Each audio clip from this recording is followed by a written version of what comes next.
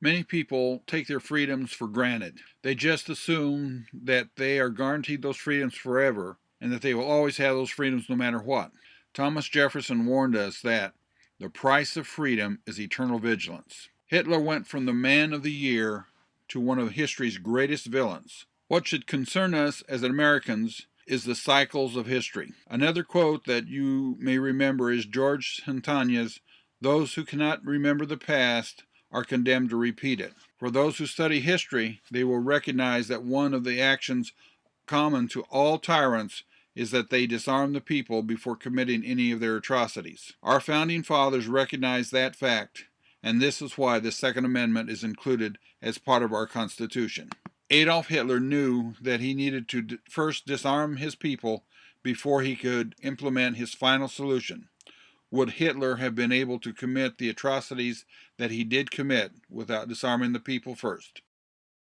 The Second Amendment reads as follows: "A well-regulated militia being necessary to the security of a free state, the right of the people to keep and bear arms shall not be infringed." The anti-gun movement's spokesperson will attempt to twist this to apply only to hunting, or only to the military, but the phrase that throws him is, "the right of the people shall not be infringed." It is this right that belongs to every person and not to the elected few. Every man, woman, and child have the right to defend themselves against anyone who would want to do them harm. The President of the United States has armed guards around him, his wife, and his children. He knows that there are individuals that would want to harm him or his family because of his position. Congressmen, senators, celebrities many times exercise their right to carry weapons or to have armed guards at their side or with their families. Why is it that many of these elitists think that they also have the right to deny to everyone else the same right they have exercised, the right to protect themselves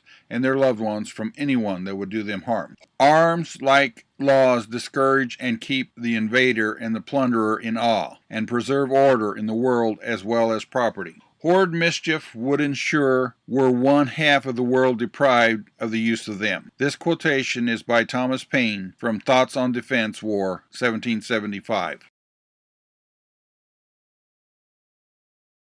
In 2011, the number of deaths from guns was 323. These deaths were tragic, but there were 496 deaths from hammers. There were 650 deaths from knives, and 12,000 deaths from drunk drivers. Where are the cries for banning hammers, knives, and alcohol? We tried banning alcohol and then repealed the ban. The ban helped create the mob and was supported by an underground economy that was out of control. If we were to ban all guns, the gun violence would go up and there would be a huge underground black market economy for the sale of guns. The only viable solution is reasonable gun restrictions. The Founding Fathers set up the Constitution. For those who study the document, they realize how far-reaching and significant this document is. The Second Amendment is an important right of the people. If it needs to be changed, then the amendment procedure set up in the Constitution should be followed. The anti-gun movement knows that there is so much support to even pass by this process, so they try to subvert the process any way they can. The deaths of the children at Sandy Lake is truly tragic, but other nations with far stricter gun laws have had more children killed. Having a police presence in the school or well-trained armed teachers